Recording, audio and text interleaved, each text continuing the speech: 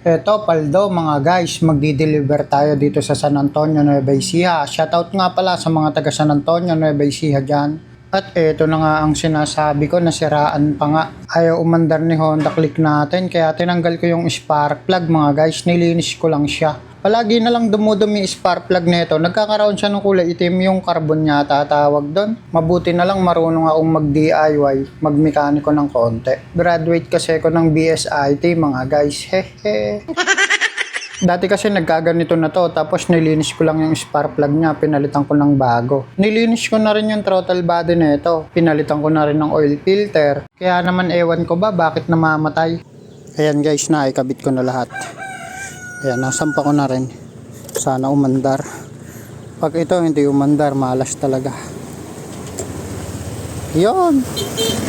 Maandar na siya. Okay na guys. Tuloy na ang biyahe. Ayan guys. Okay. Saya-saya ko. Sakit.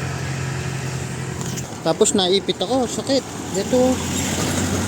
Naipit ako dito sa may upuan. Napakasakit guys.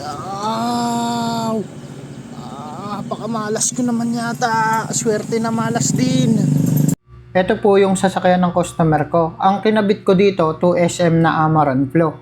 Ang lumang battery nito, yung pinagpalitan, Amarone High Life.